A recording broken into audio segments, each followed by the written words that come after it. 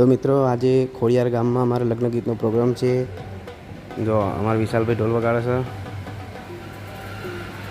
રાકેશભાઈ પેડનું balancing કરે છે, બધું સરસ મજાનું બેલેન્સિંગ થઈ ગયું છે।